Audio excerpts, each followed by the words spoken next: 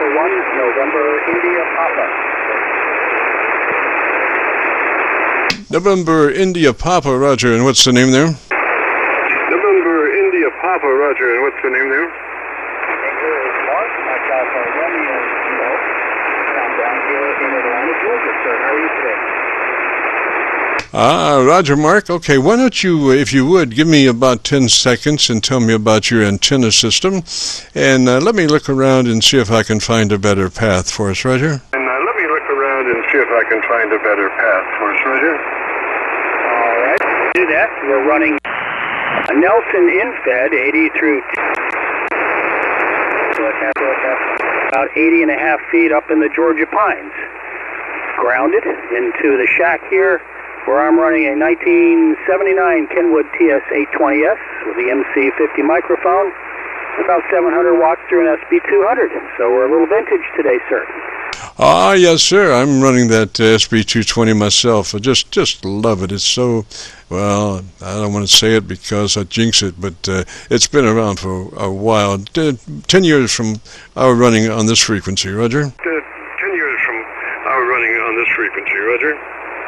Yes, absolutely. Actually, I'm running the SB200, and which I thoroughly enjoy. Pretty much did a frame-off restoration on it, but it served me very well for a good long time. And I'm a big vintage buff, although I do run some newer ICOM equipment as well. But this is kind of part of what I enjoy doing, and always like to get out there and enjoyed listening to some of your feedback and whatnot. So first time I think you and I have spoken. So it's my pleasure, sir. Back to you. Roger, Mark. Well, what kind of equipment you got there? Why don't you run down your list there? Well, what kind of equipment you got there? Why don't you run down your list there? Well, we're running today, of course, the TS-820S. It's the fortunate enough to have the computer tuner and even an old phone patch, just for nostalgia's sake. Also run a Syntec Omni D and the accessories that go with it. And then my Drake, not my Drake, but my Heathkit Twins, the SB301-401, which I've had since I was a kid.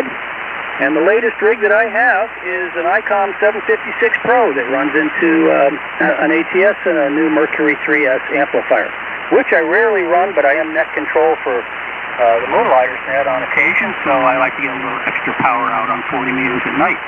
So that's the lineup here in Atlanta, sir. Roger that. Now, is that radio capable of 100 to 2900 transmit bandwidth, the TBW, 100 to 2900? It is. On the ICOM? Yeah. Yes, sir, it is. All right, that's what we suggest. That gives that transmitter the capability of running as best it can, and then gives it just a slice of daylight before you're into somebody else's conversation, Roger. Oh, absolutely. In fact, when bandwidth is an important, which I'm always very cognizant of, the ICOM, the first thing to come out, and I try to keep a very close eye on that. We unfortunately have a lot of people that check into the nets and whatnot that like to sound, as they say, loud and proud, and many times they either overdrive their amplifier or they're running too wide.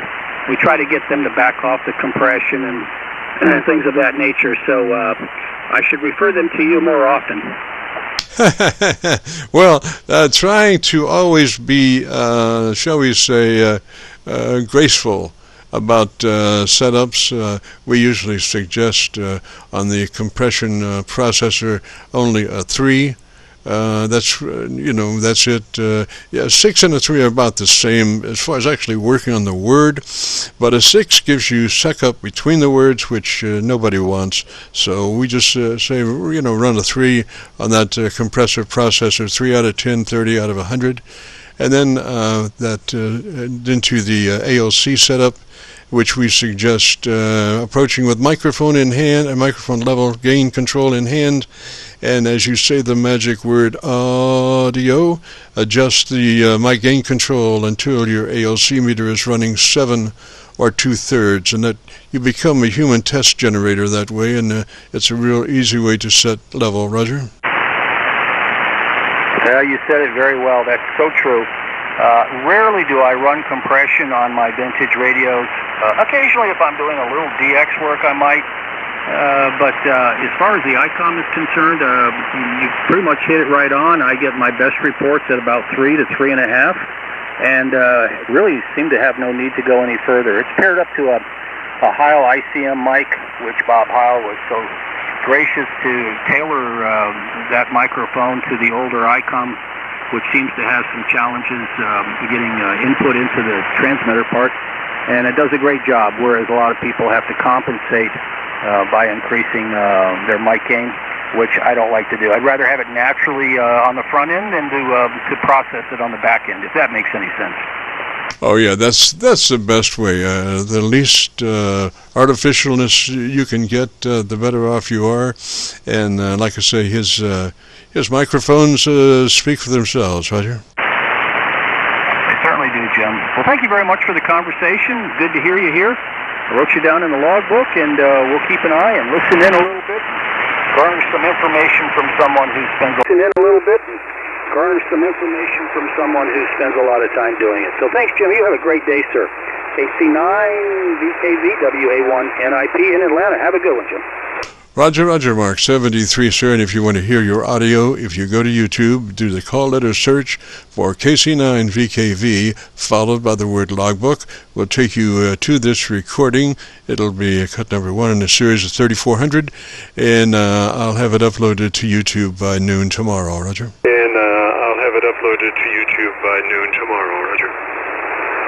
That's great, James. I appreciate that. I always like to hear the audio, so I'll look it up for sure. Good day to you, sir. 73 WA1NIP. Roger, sir. And I also have a chevron on the lower right side that shows where my audio input is coming from at the time.